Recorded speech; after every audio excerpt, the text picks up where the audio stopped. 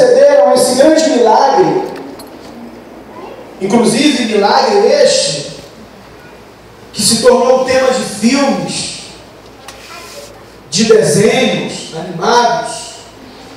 E eu acho que, por ser um milagre tão extraordinário,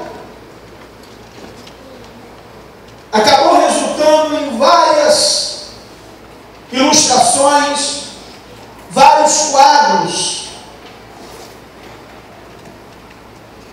que nasceram da inspiração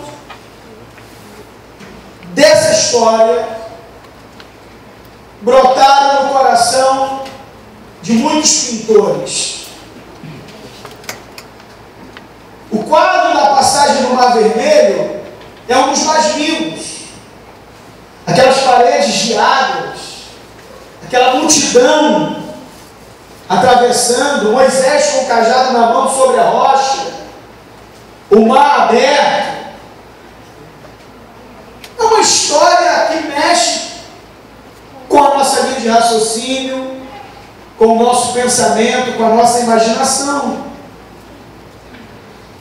Mas os momentos que antecederam esse grande milagre, obreiros, foram momentos de grande tensão para Moisés, porque a Bíblia diz que o povo chegou a perguntar para Moisés, versículo 11, será que não havia sepulcros no Egito? Será que não tinha sepulcros para nós sermos sepultados lá, ao invés de nos trazer nesse lugar e aqui morremos? Eu fico imaginando o coração desse homem, de Moisés, porque o coração dele estava firmado sobre a égide da palavra de Deus, da promessa de Deus, e ao mesmo tempo o coração dele estava sendo bombardeado por palavras pessimistas, de dúvidas, de afronta, a ponto, irmãos, do próprio Deus desejar matar aquele povo. Você vê que Deus ele é tão benigno que a Bíblia diz que ele é tardio em irar-se. O povo chegou a tirar a paciência de Deus. E Moisés entra na frente e diz: não, Deus, não faça isso, porque o que os povos circunvizinhos irão dizer? Que tu tiraste esse povo do Egito para morrer aqui no deserto? Não faça isso. Mas, antes de nós continuarmos nessa breve preleção, eu queria tentar contextualizar aqui como começou essa historinha. O povo hebreu tinha se estabelecido no Egito. E para nós entendermos um pouquinho isso, é necessário nós voltarmos lá no início do livro do Êxodo. E no capítulo 1, versículo 7 em diante, diz assim, ó. Êxodo capítulo 1, versículo 7. Você é que vai entender de onde saiu essa multidão, como eles foram parar no Egito. Mas os filhos de Israel foram fecundos. Eles tinham a mesma unção do pastor Cid Clay, do evangelista André. E aumentaram muito e se multiplicaram. E grandemente se fortaleceram, de maneira que a terra se encheu deles. Entremente se levantou um novo rei sobre o Egito, que não conhecera José. Por que o início do livro diz que esse rei não conhecera José? Porque voltando um pouquinho antes, foi através de José que o povo hebreu surgiu no Egito. José se estabelece como governador. Quando o pai de José morre, o velho Jacó, os irmãos vão até ele, e ali José abençoa os irmãos que um dia lhe fizeram mal, e dá algumas terras do Egito, e ali, querido, começa o início do povo hebreu. E aí o que acontece? Ouça isso. Eles ficam ali dentro durante 400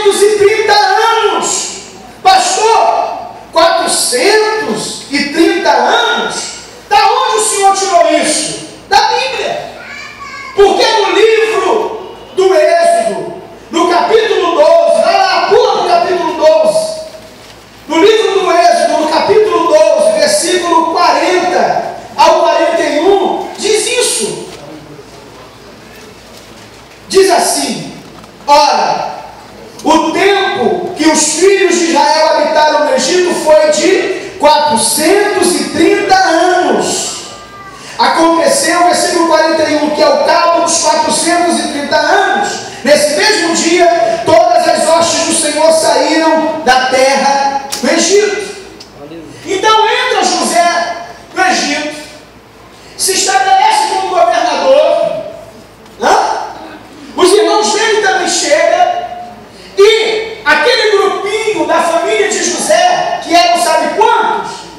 70. Pastor, de onde o senhor tirou isso? Da Bíblia. Êxodo, no capítulo de número 1, fala sobre isso. Então vai lá para o capítulo 1 do livro de Êxodo.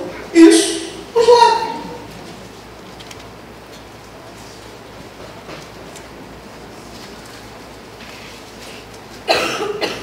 Versículo 5 diz assim: todas as pessoas, pois, que descenderam de Jacó foram.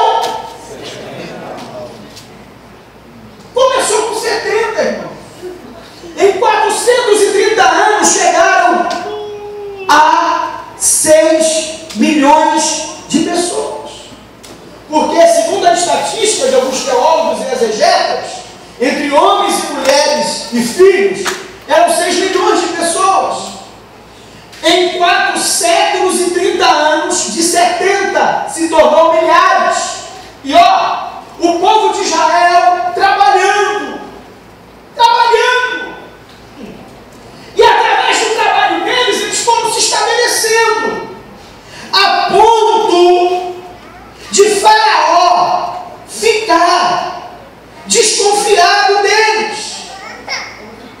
E diziam: nós precisamos parar esse povo, porque vai chegar uma hora, o capítulo 1 do livro de Êxodo define isso, vai chegar uma hora que eles vão crescer muito mais do que já cresceram e vão querer nos derrotar. E aí sabe o que aconteceu? A opressão de Faraó contra o povo hebreu. E é daí que surge uma esperança, Moisés. Então o povo começa a crescer, o povo começa a se estabelecer, e vou dizer outra coisa para vocês, hein?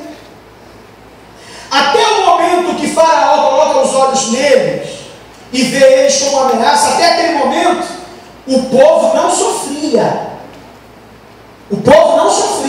A escravidão começa quando o Faraó vê que eles se tornaram uma ameaça. Daí para trás, o povo está trabalhando, mas o povo também está se enriquecendo. A saber, como que eles fizeram bezerro de ouro no deserto? Eles saíram do Egito, com o bolso cheio. Eles saíram do Egito bem financeiramente. Por quê? Porque eles produziam, eles trabalhavam. Para você ter uma ideia, segundo alguns arqueólogos, historiadores, foram os hebreus que ajudaram na construção das pirâmides. A saber, as 3 pirâmides, Miquerinos, Quefrem e Gizé. Fora aquela imagem do leão com o rosto de homem, que é a grande esfinge, que no 5º século da história, os turcos derrubaram o nariz como uma ação de descaso ao povo egípcio. Então, o que é que nós entendemos com isso? Nós entendemos com isso que o Egito era uma potência. Eles estarem trabalhando dentro do Egito era como se, na década de 90 e 80, nós pegássemos as nossas malas e fôssemos para os Estados Unidos fazer a vida. Só que chega um momento que Faraó começa a implicar com eles, começa a persegui-los. E nesse momento Deus entra em ação. Nesse momento Deus começa um projeto para tirar o povo das garras de Faraó. Pastor, por que o senhor está contando essa historinha bonitinha? Porque Deus, ouça isso daqui, Deus se sensibiliza com a dor do seu povo. Escuta, mas a sensibilidade de Deus não faz ele agir. O que faz Deus agir é o clamor.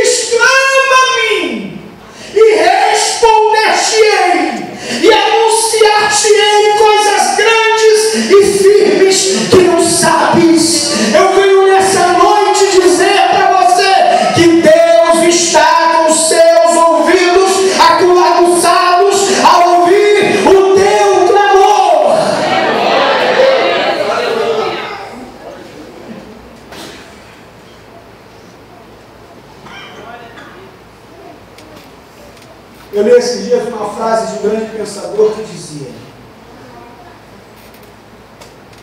as lágrimas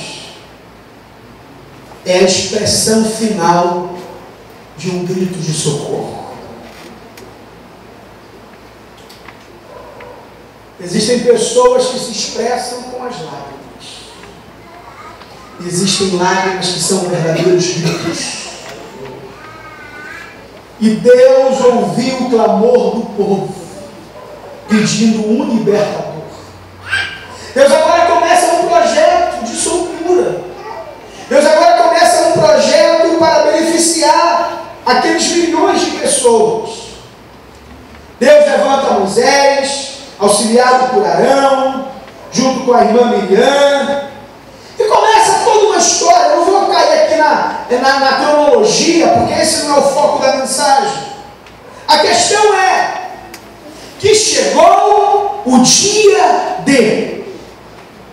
Chegou o momento, irmãos, que era a decisão.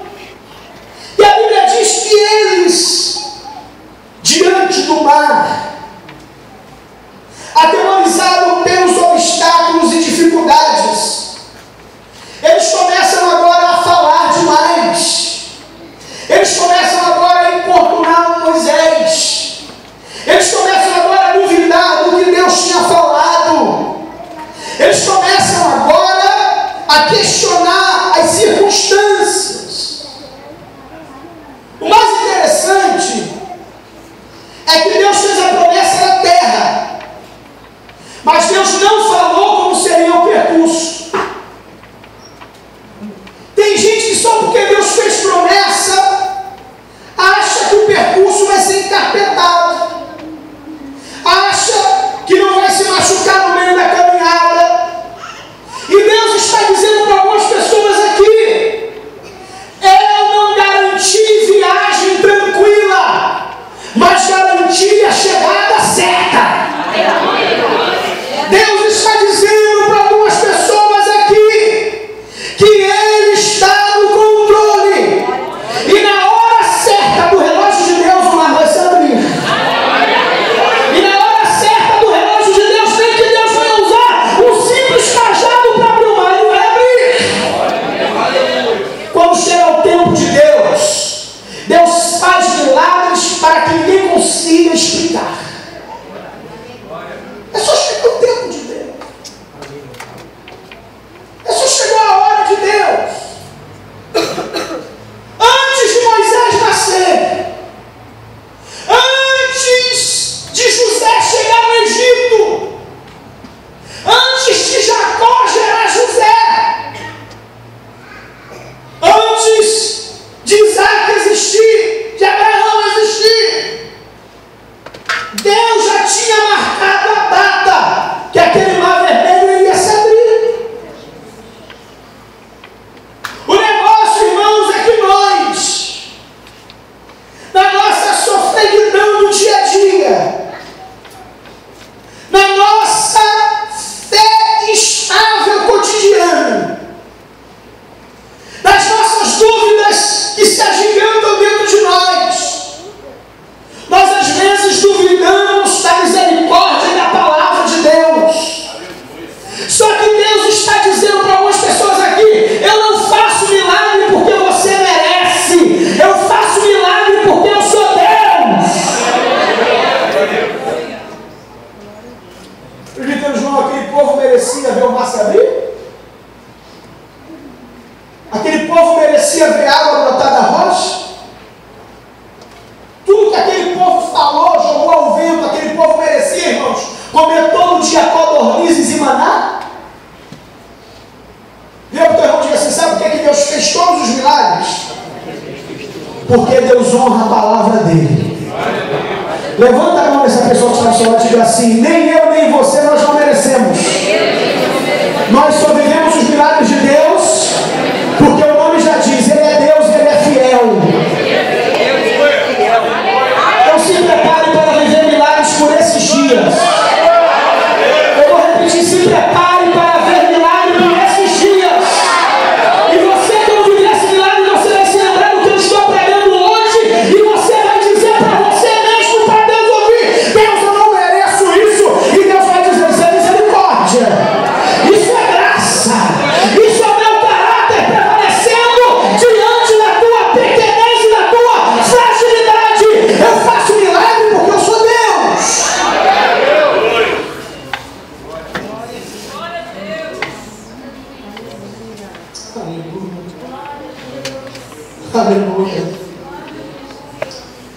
aleluia.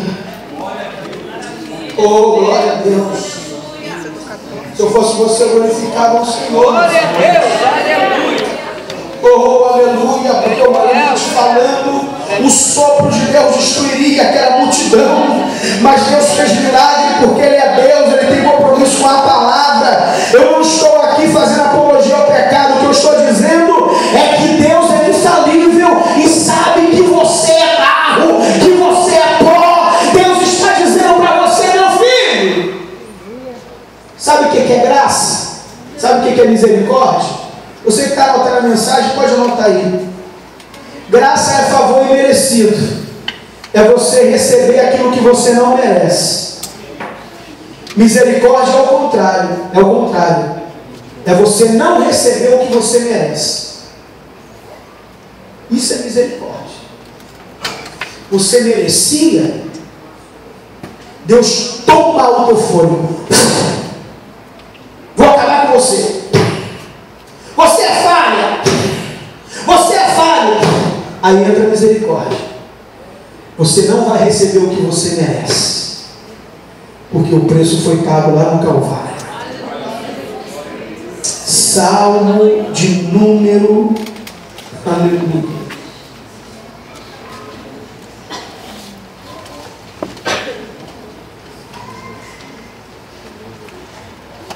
102. Diz assim: ouve, Senhor, a minha súplica, e cheguem a ti os meus clamores.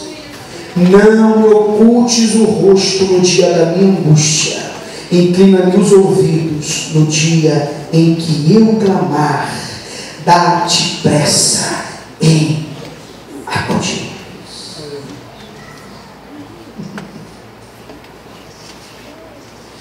Salmo de número 92.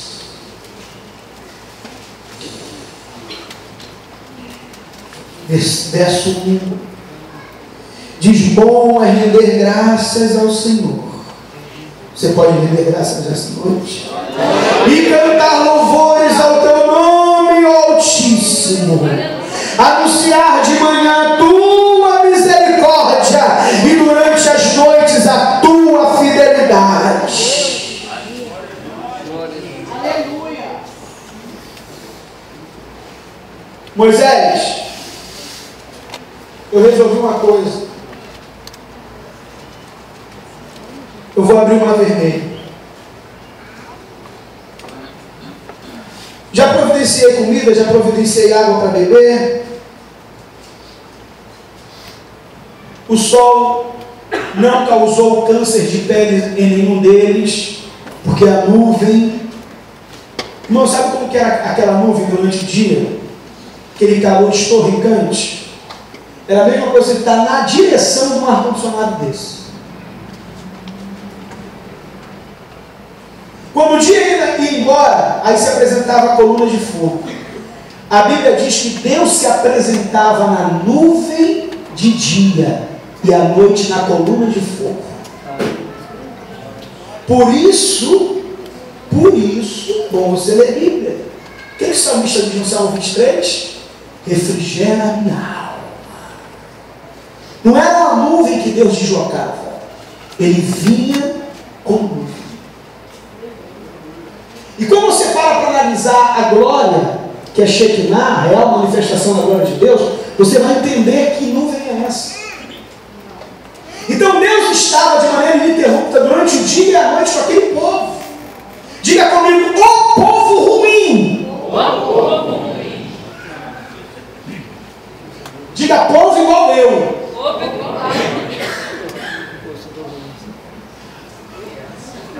Diz aqui um adágio popular: era tudo farinha do mesmo saco. Você, eles, eu, eles, todos nós.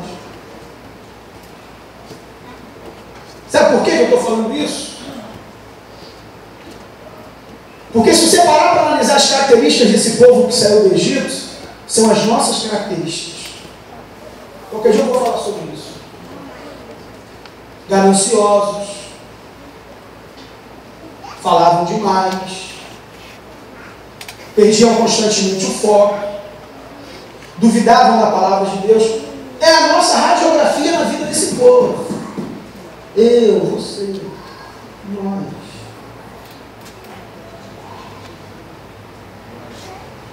E Deus tolerou eles. Sabe por que Deus tolerou eles? Porque eu duvido o Criador não ter paciência com as deficiências da sua criação.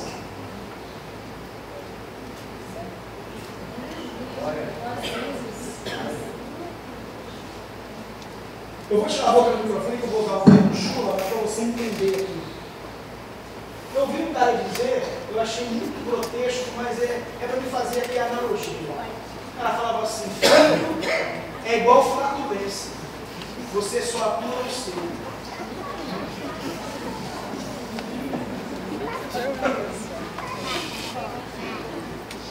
Você riu nessa mão?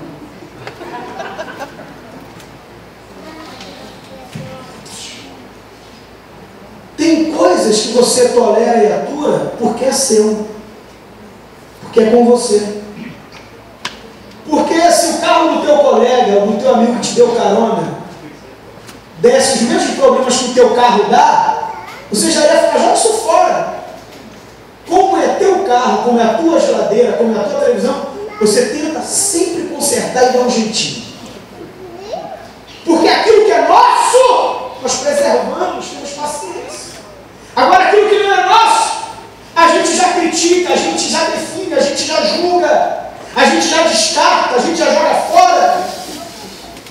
Sabe por quê, irmãos? Que Deus não abre mão de nós, de mim, de você? Vou te responder na palavra. É por isso que quando você acha que o mar vermelho não vai se abrir, acaba se abrindo, se escancarando. Salmo 139. Ó criatura falando para o Criador, o vaso falando para o oleiro, a ovelhinha falando para o pastor, o filho falando para o pai. Senhor, tu me sondas e me conheces. Sabes quando eu me assento e quando me levanto. De longe penetras os meus pensamentos, esquadrinha o meu andar e o meu deitar, e conhece todos os meus caminhos. Ainda a palavra me não chegou à língua, e tu, Senhor, já a conheces toda. Tu me cercas por trás e por diante, sobre mim pões a mão. Tal conhecimento é maravilhoso demais para mim, e sobremodo elevado, não posso atingir. Para onde me ausentarei do teu espírito? Para onde fugirei da tua face? Se subo aos céus, lá estás. Se faço a minha cama no mais profundo abismo, lá estás também. Se tomo as asas da alvorada e me detenho nos confins dos mares, ainda lá me haverá de guiar a tua mão, e a tua destra me susterá. Se eu digo, as trevas com efeito me encobrirão, e a luz ao redor de mim se fará noite, até as próprias trevas não serão escuras. As trevas e as luzes são a mesma coisa, pois tu formaste o meu interior, tu me teceste no seio de minha mãe. Graças te dou, visto que por modo assombrosamente maravilhoso me formaste. As tuas obras são admiráveis, e a minha alma o sabe muito bem. Os meus ossos não te foram encobertos quando no oculto fui formado e entretecido como nas profundezas da terra.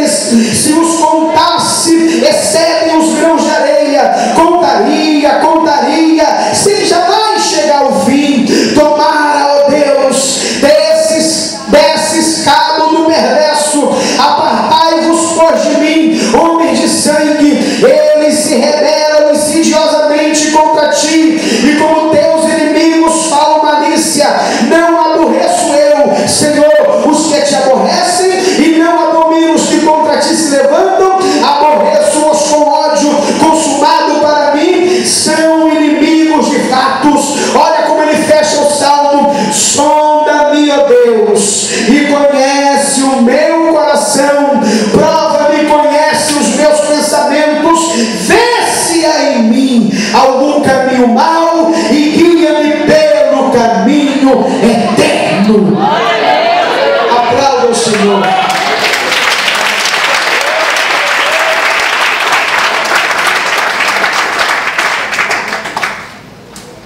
Deus abre o mar vermelho e o povo começa a ver extraordinariamente o milagre de Deus.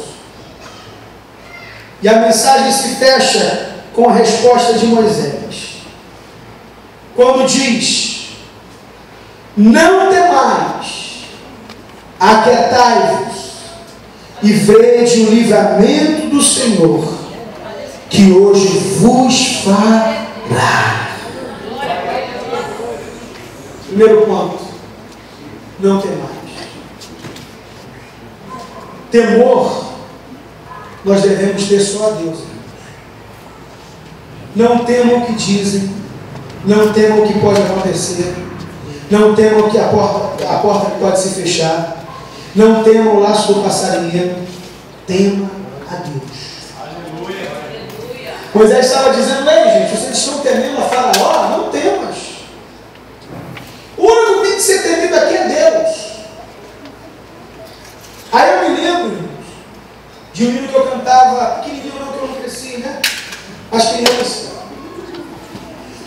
Deus forte como Jeová, não há outro que eu conheça. Deus forte como Jeová, não há outro que eu conheça. Deus de vitória, varão de guerra.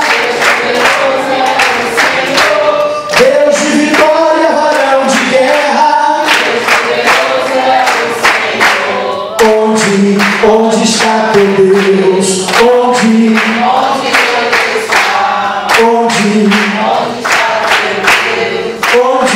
Onde Ele está? Diz assim: meu Deus está no céu, também no meu coração. O do mundo está morto, meu Deus está no céu, também no meu coração. O do mundo está morto, mas o meu ressuscitou. Você pode glorificar o Senhor? Mas eles estavam dizendo: não temais a Faraó, não temais os seus cavaleiros, não temais o mar vermelho, porque o Senhor fará milagre, somente a Ele vós devereis temer.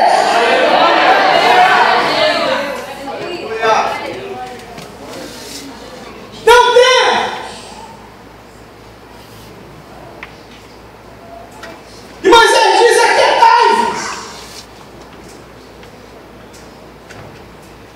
Olha aqui para mim, irmãos, a pior coisa é no meio de uma luta você ficar inquieto. Você perdeu o controle. E quando se perde o controle, você causa estragos.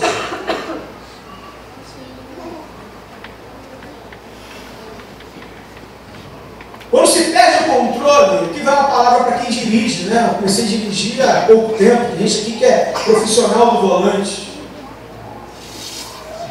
Mas eu vi um perito em trânsito e dizia que a maioria dos acidentes automobilísticos acontecem por falta de perícia do condutor. Na curva, diante de uma situação, se apavora, freia, capota. Poderia reduzir a marcha, ir no freio ao motor, poderia se desviar. Na hora que você está no volante, uma situação que se desdobra na sua frente, você pode não ter nada a ver com o acidente, você pode ir junto, irmão.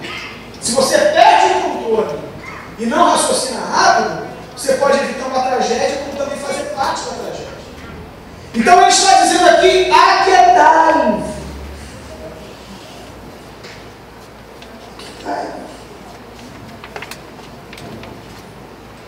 Mas ele está dizendo: olha, se vocês ficarem nesse frisson, nessa inquietude, nessa perturbação, a situação vai piorar.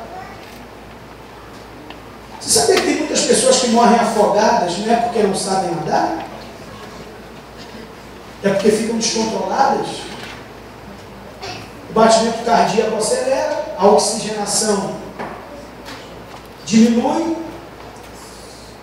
sobe, desce, uma hora desce e sobe mais. No meu caso, que eu não sei nadar, o mínimo que eu tenho que fazer numa hora de tensão é boiar. Por isso eu já carrego uma boia aqui. Se eu mergulhar junto com o James, eu estou lascado. O James não tem cabelo para me segurar. O que ele tem que fazer? Tranquilidade. Ó, no mínimo, parar e fazer cachorrinho. Cachorro, eu sou ovelha, mas na hora de morrer eu viro cachorrinho. Eu, né, irmãos? E você é o São Bernardo, o Beethoven. Então, é o desespero. Diga comigo, o desespero não contribui em nada. Diga, só piora a situação. Quando você vê alguém gritando perto de você, é porque o controle já foi embora. Quando você vê alguém no momento de tensão, calado, admire essa pessoa, que ela está tentando manter o controle. Porque quando você se mantém quieto no momento da tormenta, você raciocina, você trabalha. E Moisés está dizendo: aquietai-vos! Alguém aqui já ficou do lado no momento de tensão de uma pessoa desesperada? Levanta a mão. Já teve essa infelicidade?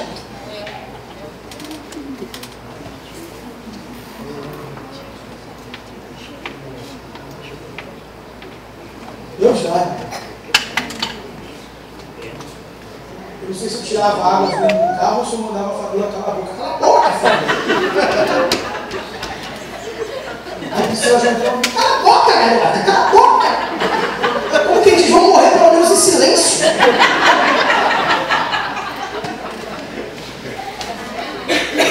Você pode ver, no momento de tensão, alguém tem que ter o controle.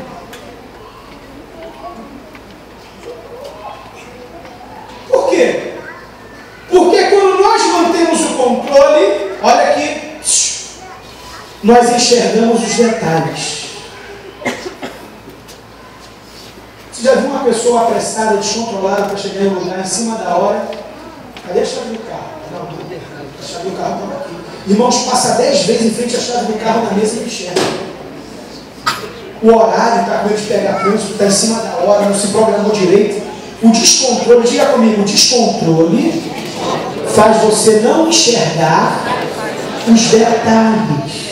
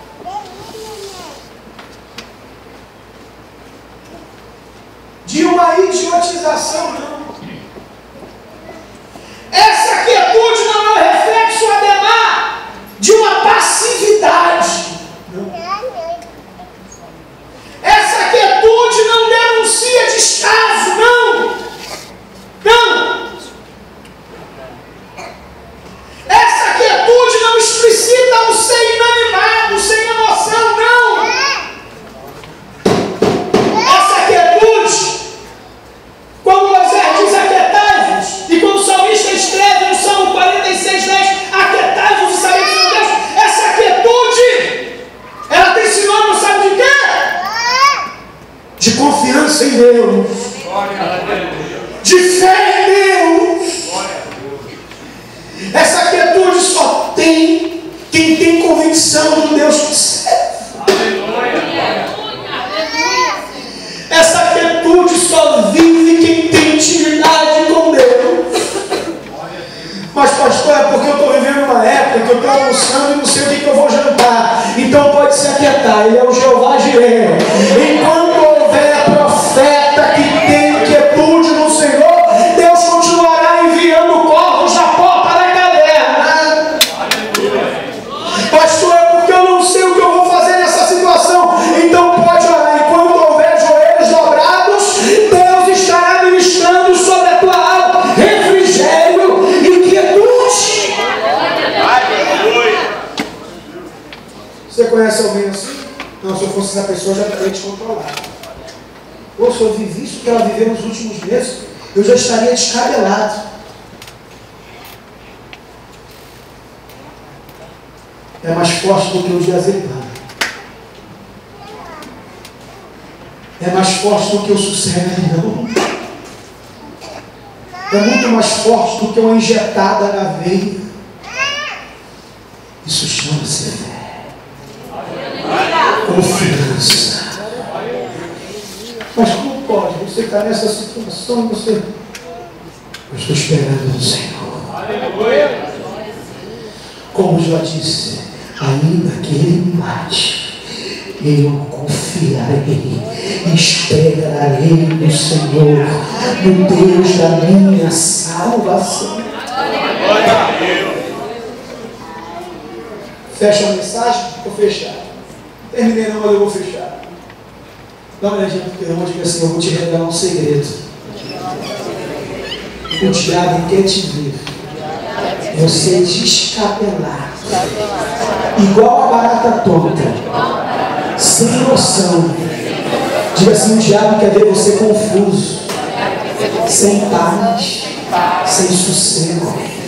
Levanta a mão nessa pessoa e diga assim, ele vai se frustrar, porque o Deus que você serve é o Jeová Shalom, o Deus da paz. Por isso ele disse, a minha paz vos deixo, a minha paz vos dou. Fique em paz, o mar vai se abrir. Fique em paz, a porta vai se abrir. Fique em paz, a doença dará uma cura.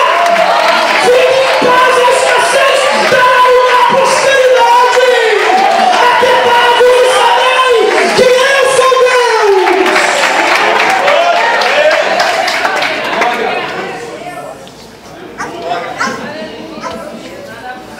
Vamos ficar de pé, irmãos. Glória a Deus.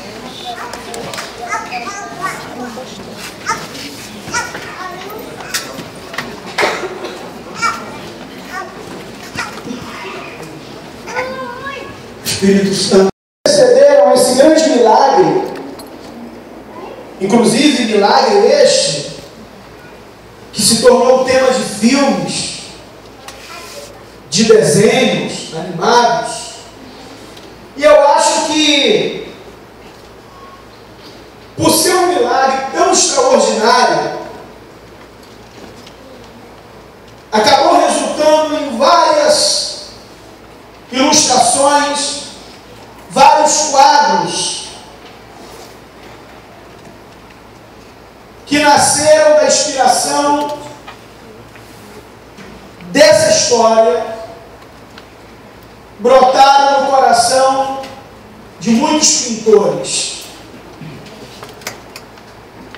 O quadro da passagem do Mar Vermelho é um dos mais lindos.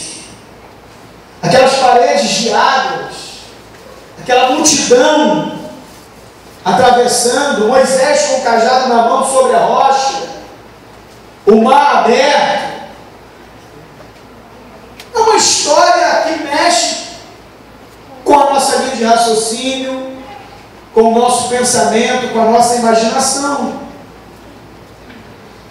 Mas os momentos que antecederam esse grande milagre, obreiros, foram momentos de grande tensão para Moisés, porque a Bíblia diz que o povo chegou a perguntar para Moisés, versículo 11, será que não havia sepulcros no Egito?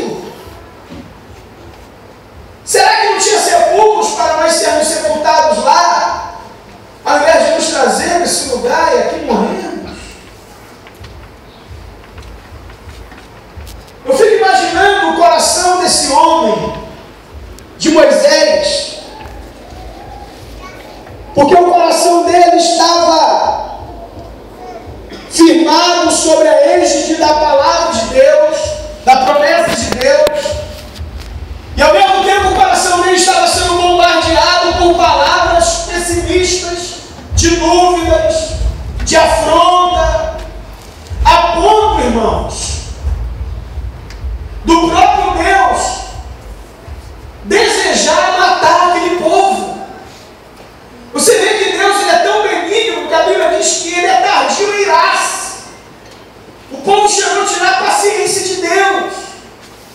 E Moisés entra na frente e diz: não, Deus, não faça isso, porque o que os povos circunvizinhos irão dizer? Que tu tiraste esse povo do Egito para morrer aqui no deserto?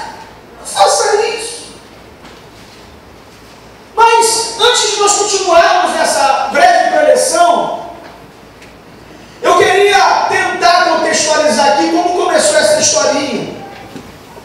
O povo hebreu tinha se estabelecido no Egito. E para nós entendermos um pouquinho isso, é necessário nós voltarmos lá no início do livro do Êxodo. E no capítulo 1, versículo 7 em diante, diz assim, ó. Êxodo capítulo 1, versículo 7. Você é que vai entender de onde saiu essa multidão, como eles foram parar no Egito. Mas os filhos de Israel foram fecundos. Eles tinham a mesma unção do pastor Cid Clay, do evangelista André. E aumentaram muito e se multiplicaram. E grandemente se fortaleceram, de maneira que a terra se encheu deles. Entremente se levantou um novo reino sobre o Egito, que não conhecera José. Por que o início do livro diz que esse rei não conhecera José?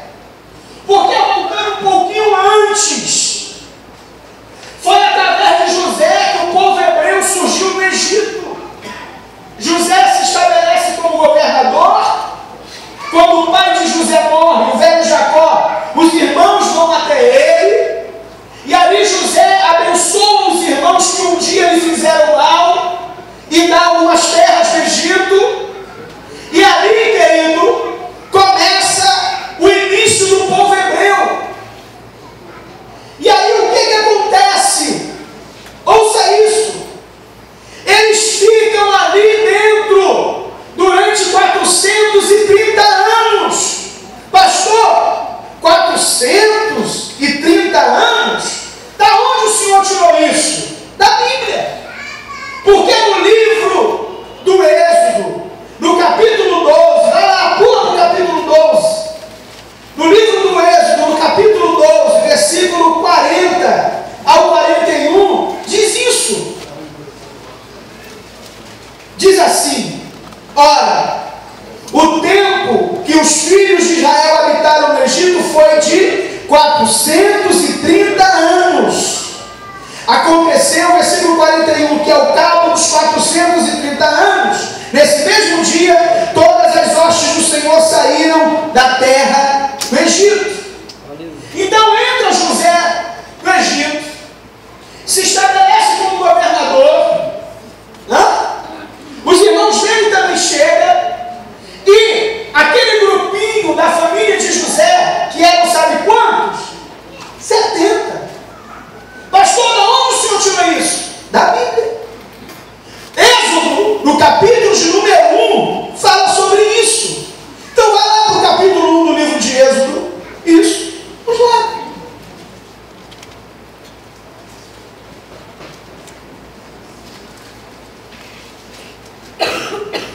Versículo 5 diz assim: todas as pessoas, pois, que descenderam de Jacó foram.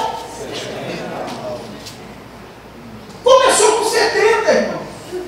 Em 430 anos chegaram a 6 milhões de pessoas. Porque, segundo a estatística de alguns teólogos e exegetas, entre homens e mulheres e filhos, eram 6 milhões de pessoas. Em 4 séculos e 30 anos, de 70 se tornou milhares. E ó, o povo de Israel trabalhando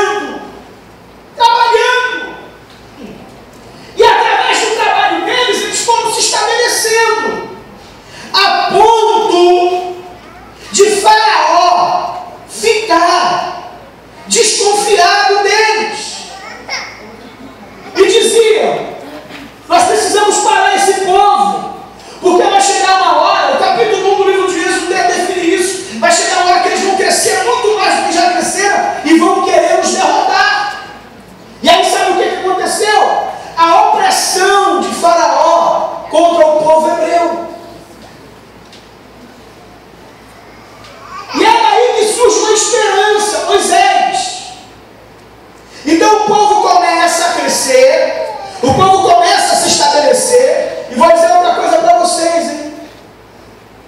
Até o momento que Faraó coloca os olhos neles e vê eles como ameaça, até aquele momento, o povo não sofria.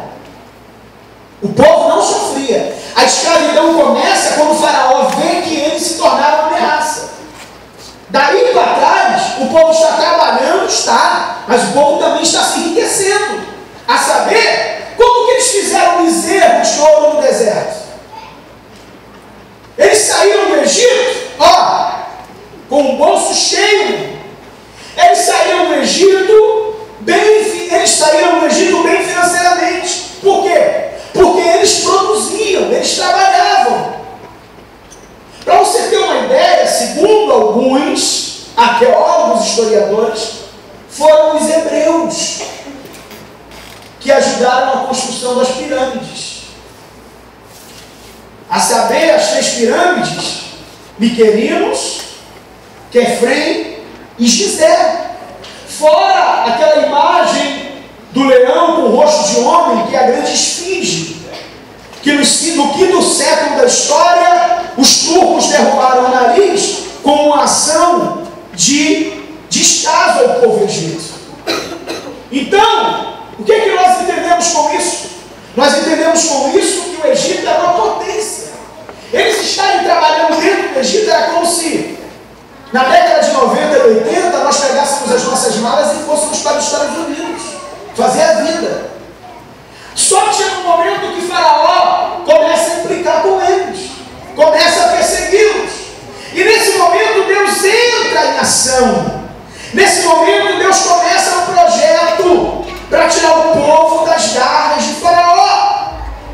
Pastor, por que o senhor está contando essa historinha bonitinha? Porque Deus, ouça isso daqui, Deus se sensibiliza com a dor do seu povo. Escuta, mas a sensibilidade de Deus não faz ele agir.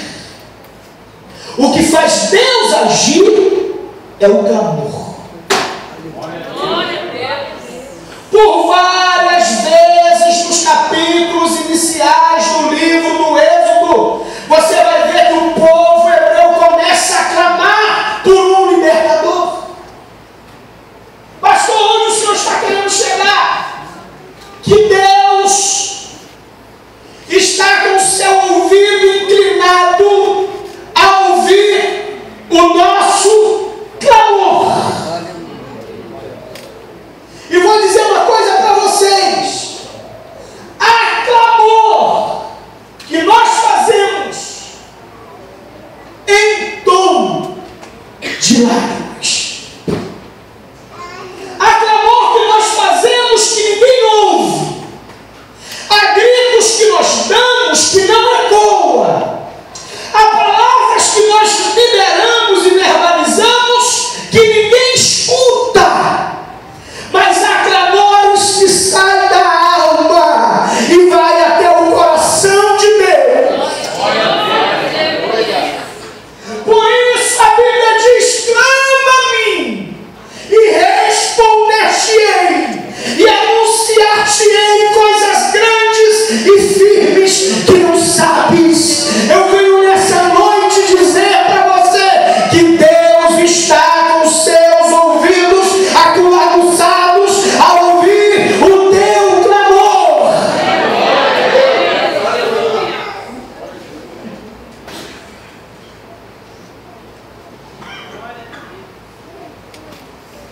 Eu li esses dias uma frase de um grande pensador que dizia: as lágrimas é a expressão final de um grito de socorro. Existem pessoas que se expressam com as lágrimas.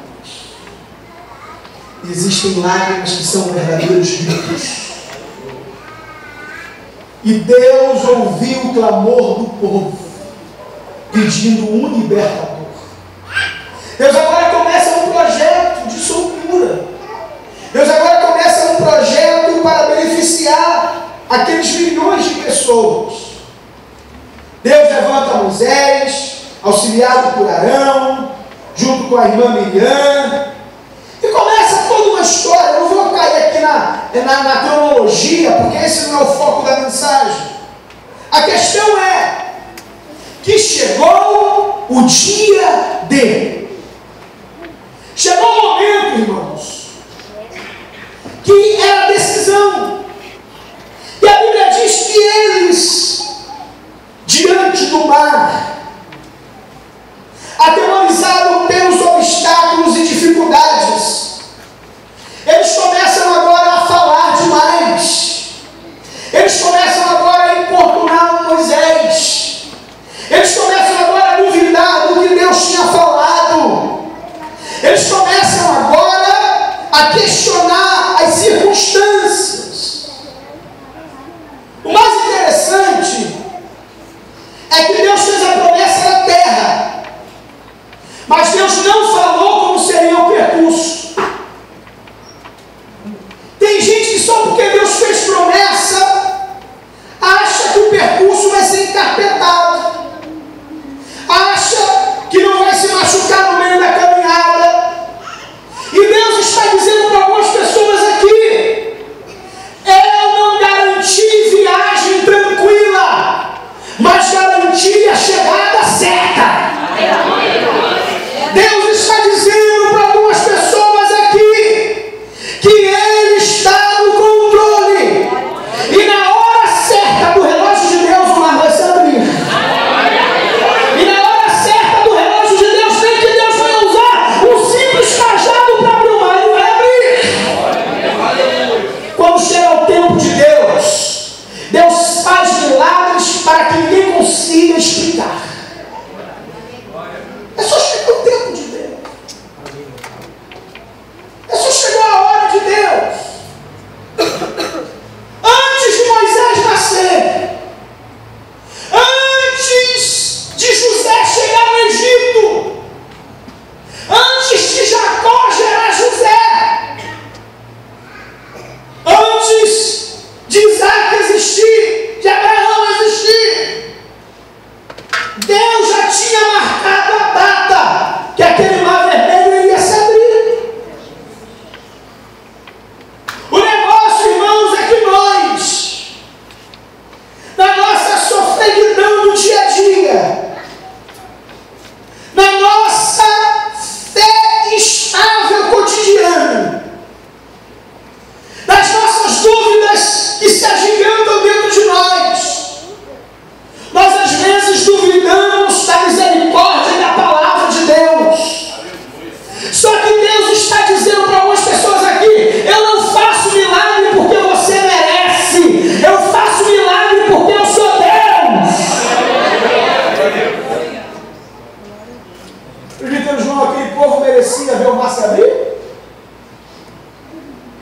Aquele povo merecia ver água brotar da rocha? Tudo que aquele povo falou, jogou ao vento, aquele povo merecia, irmãos, comer todo dia codornizes e maná? Vira para o teu irmão e diga assim: sabe por que Deus fez todos os milagres? Porque Deus honra a palavra dele. Levanta a mão dessa pessoa que está ao seu lado e diga assim: nem eu nem você nós não merecemos. Nós só vivemos os milagres de Deus porque o nome já diz: Ele é Deus e Ele é fiel. Se prepare para viver milagres por esses dias. Eu vou repetir: se prepare para ver milagres por esses dias. E você, quando viver esse milagre, você vai se lembrar do que eu estou pregando hoje, e você vai dizer para você mesmo, para Deus ouvir: Deus, eu não mereço isso. E Deus vai dizer: isso é misericórdia, isso é graça, isso é o meu caráter prevalecendo diante da tua pequenez e da tua fragilidade. Eu faço milagre porque eu sou Deus.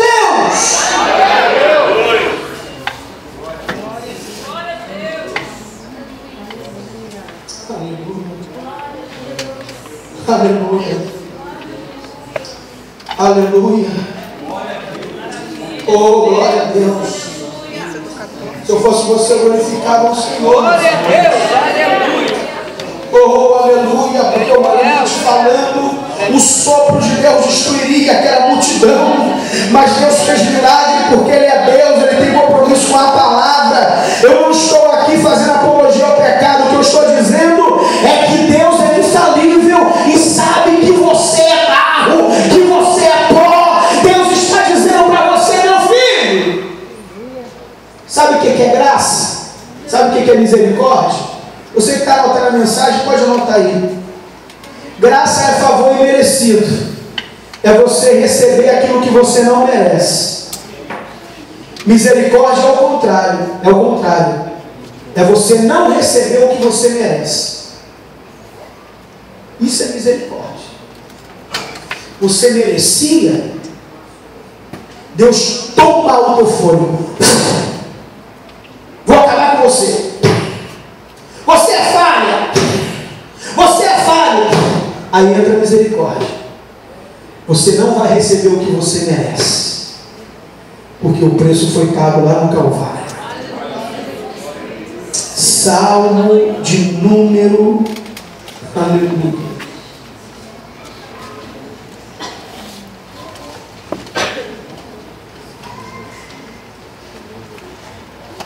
102.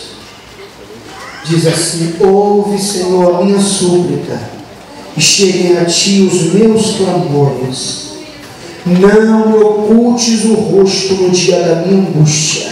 Inclina-me os ouvidos no dia em que eu clamar. Dá-te pressa em acudir.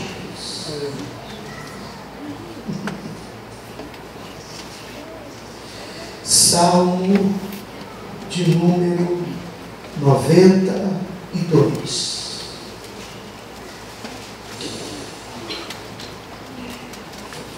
Verso 1. Diz: bom é render graças ao Senhor. Você pode render graças essa noite? E cantar louvores ao teu nome, Altíssimo. Anunciar de manhã a tua misericórdia e durante as noites a tua fidelidade. Aleluia. Moisés, eu resolvi uma coisa. Eu vou abrir o mar vermelho. Já providenciei comida, já providenciei água para beber. O sol não causou câncer de pele em nenhum deles, porque a nuvem... Irmão, sabe como que era aquela nuvem durante o dia? Aquele calor estorricante. Era a mesma coisa que estar na direção de um ar-condicionado desse. Quando o dia ia embora, aí se apresentava a coluna de fogo. A Bíblia diz que Deus se apresentava na nuvem de dia e à noite na coluna de fogo. Por isso, bom você ler a Bíblia. O que o salmista diz no Salmo 23? Refrigera a minha alma. Não era uma nuvem que Deus deslocava. Ele vinha com nuvem. E quando você para analisar a glória, que é Shekinah, a real manifestação da glória de Deus, você vai entender que nuvem é essa. Então Deus estava de maneira ininterrupta durante o dia e a noite com aquele povo. Diga comigo: o povo ruim. Diga: povo igual eu.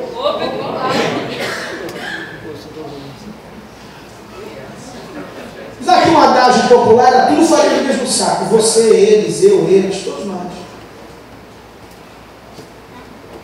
Sabe por que eu estou falando isso? Porque se você parar para analisar as características desse povo que saiu do Egito, são as nossas características. Qualquer dia eu vou falar sobre isso. Gananciosos, falavam demais, perdiam constantemente o foco, duvidavam da palavra de Deus. É a nossa radiografia na vida desse povo. Eu, você, nós.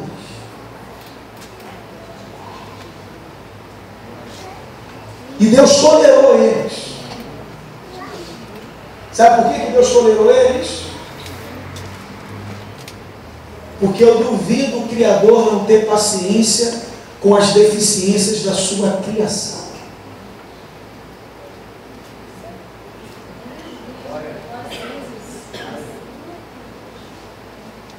Eu vou tirar a boca do microfone que eu vou usar o termo chula para você entender aqui. Eu ouvi um cara dizer, eu achei muito grotesco, mas é para me fazer aqui a analogia. O cara falava assim: filho é igual flatulência, você só atua o seu.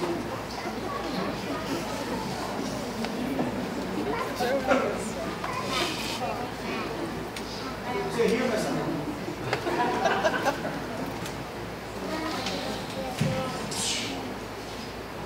Tem coisas que você tolera e atura porque é seu, porque é com você.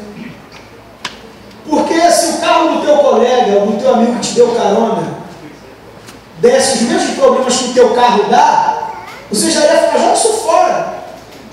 Como é teu carro, como é a tua geladeira, como é a tua televisão, você tenta sempre consertar e dar um jeitinho. Porque aquilo que é nosso, nós preservamos, temos paciência. Agora aquilo que não é nosso, a gente já critica, a gente já define, a gente já julga, a gente já descarta, a gente já joga fora. Sabe por quê, irmãos? Que Deus não abre mão de nós, de mim, de você? Vou te responder na palavra. É por isso que quando você acha que o mar vermelho não vai se abrir, acaba se abrindo, se escancarando. Salmo 139. Ó criatura falando para o Criador, o vaso falando para o oleiro, a ovelhinha falando para o pastor, o filho falando para o pai. Senhor, tu me sondas e me conheces. Sabes quando eu me assento e quando me levanto. De longe penetras os meus pensamentos, esquadrinha o meu andar e o meu deitar, e conhece todos os meus caminhos. Ainda a palavra me não chegou à língua, e tu, Senhor, já a conheces toda. Tu me cercas por trás e por diante, sobre mim pões a mão.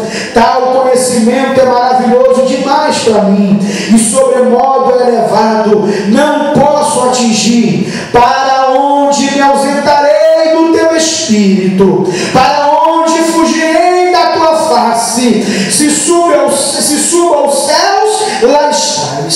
Se faço a minha cama no mais profundo abismo, lá estás também. Se tomo as asas da alvorada e me detenho nos confins dos mares, ainda lá me haverá de guiar a tua mão, e a tua destra me susterá. Se eu digo, as trevas com efeito me encobrirão, e a luz ao redor de mim se fará noite, até as próprias trevas não serão escuras. As trevas e as luzes são a mesma coisa, pois tu formaste o meu interior, tu me teceste no seio de minha mãe. Graças te dou, visto que por modo assombrosamente maravilhoso me formaste.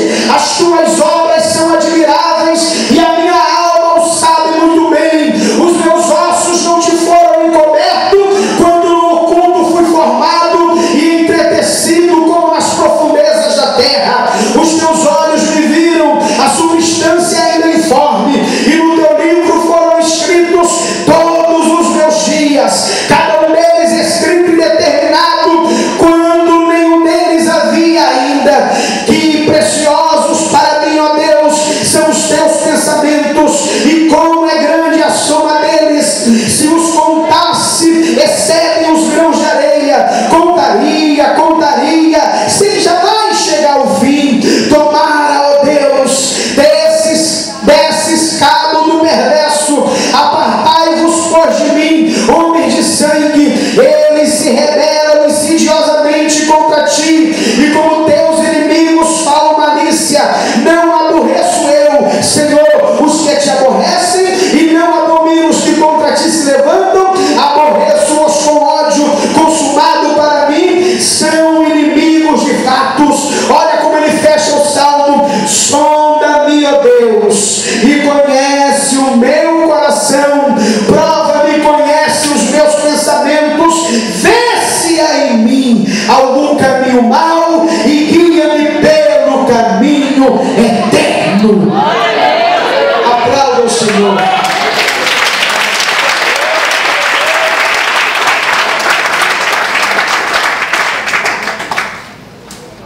Deus abre o mar vermelho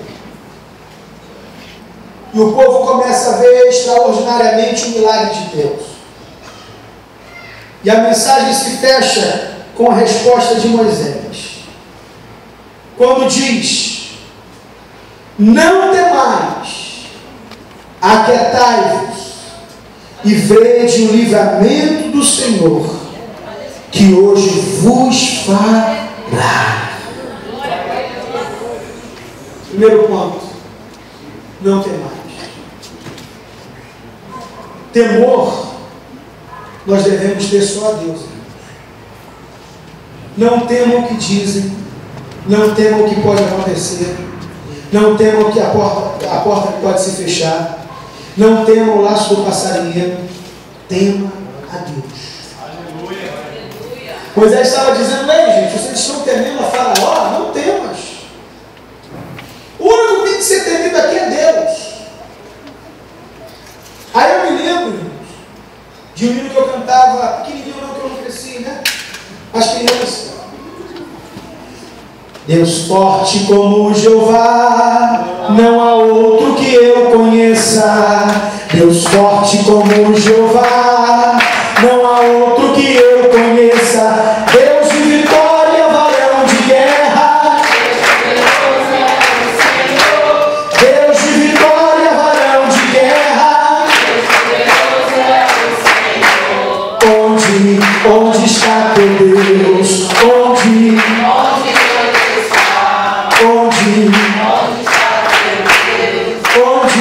Onde Ele está? Diz assim: meu Deus está no céu, também no meu coração. O do mundo está morto, meu Deus está no céu, também no meu coração. O do mundo está morto, mas o meu ressuscitou. Você pode glorificar o Senhor?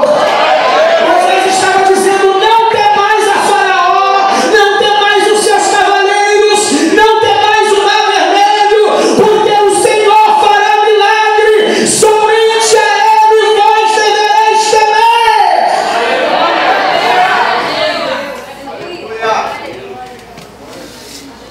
Não temas. E Moisés diz: aquietai-vos. Olha aqui para mim, irmãos, a pior coisa é no meio de uma luta você ficar inquieto. Você perdeu o controle. E quando se perde o controle, você causa estragos.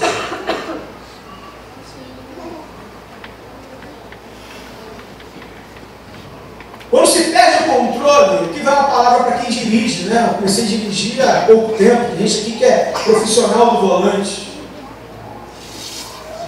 Mas eu vi um perito em trânsito e dizia que a maioria dos acidentes automobilísticos acontecem por falta de perícia do condutor.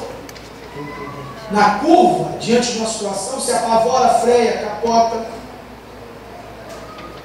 Poderia reduzir a marcha, ir no freio ao motor, poderia se desviar. Na hora que você está no volante, uma situação que se desdobra na sua frente, você pode não ter nada a ver com o acidente, você pode ir junto, irmão. Se você perde o controle e não raciocina rápido, você pode evitar uma tragédia, como também fazer parte da tragédia. Então ele está dizendo aqui: aquietai-vos.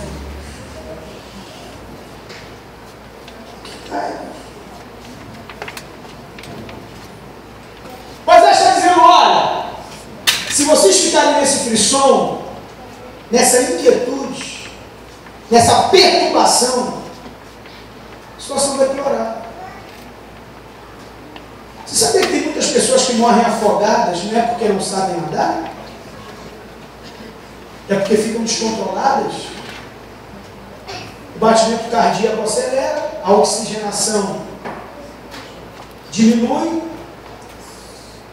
sobe, desce, uma hora desce e sobe mais.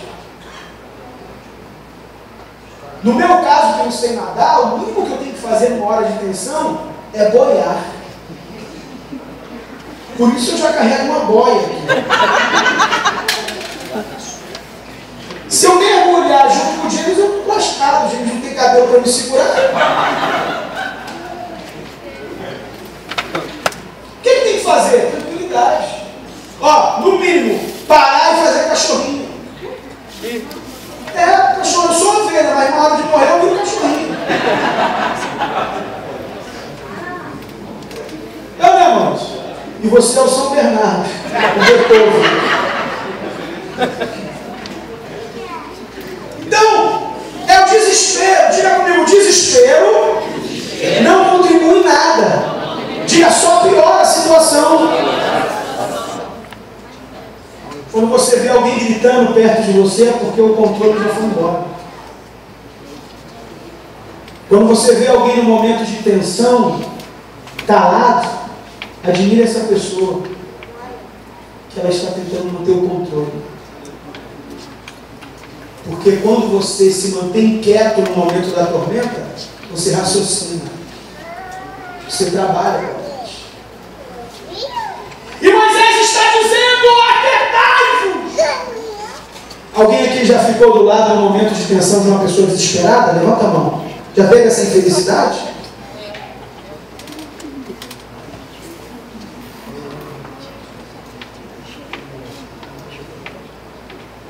Eu já.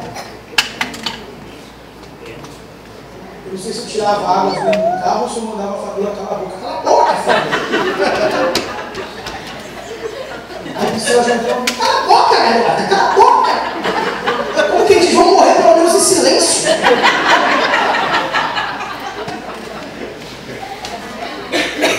Você pode ver, no momento de tensão, alguém tem que ter o controle.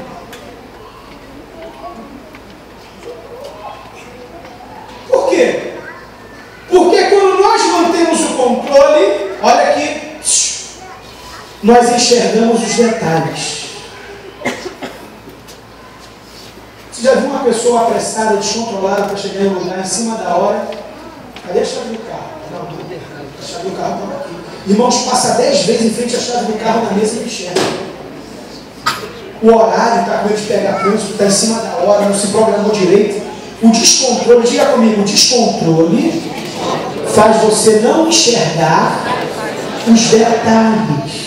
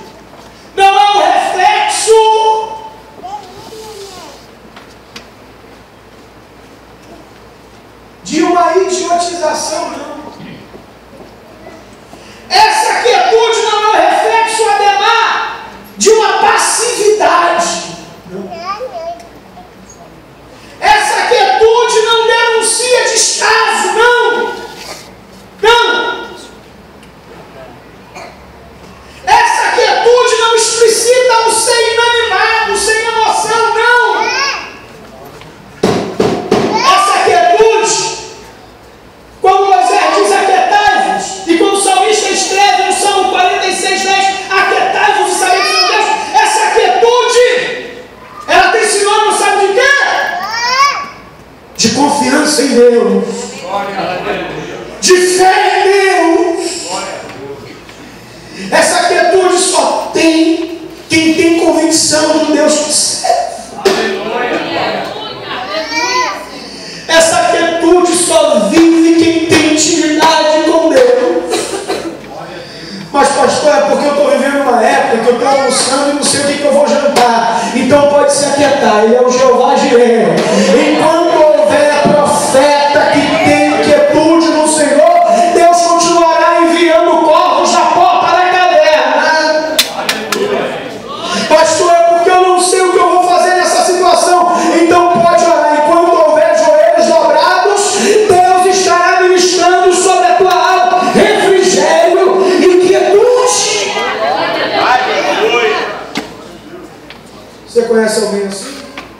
essa pessoa já estaria descontrolada. Ou se eu vivi isso que ela viveu nos últimos meses, eu já estaria descabelado. É mais forte do que o diazepam. É mais forte do que o sucessão. É muito mais forte do que uma injetada na veia. Isso chama-se fé. Confiança. Mas como pode? Você está nessa situação e você... Eu estou esperando no Senhor. Como já disse, ainda que Ele me mate, eu confiarei, esperarei no Senhor, no Deus da minha salvação. Fecha a mensagem? Vou fechar. Terminei não, mas eu vou fechar. Dá uma olhadinha porque eu vou dizer assim, eu vou te revelar um segredo. O diabo quer te ver você descabelar, igual a barata tonta, sem noção. Diga assim, o diabo quer ver você confuso, sem paz, sem sossego. Levanta a mão nessa pessoa e diga assim, ele vai se frustrar, porque o Deus que você serve é o Jeová Shalom, o Deus da paz. Por isso eu disse, a minha paz vos deixo, a minha paz vos dou. Fique em paz, o mar vai se abrir. Fique em paz, a porta vai se abrir. Fique em paz, a doença dará uma cura. Fique em paz, a escassez dará uma prosperidade. Aquietai-vos e sabei que eu sou Deus.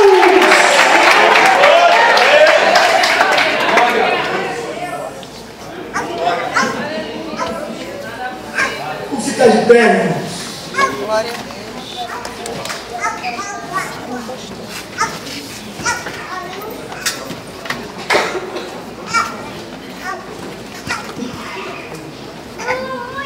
Espírito Santo.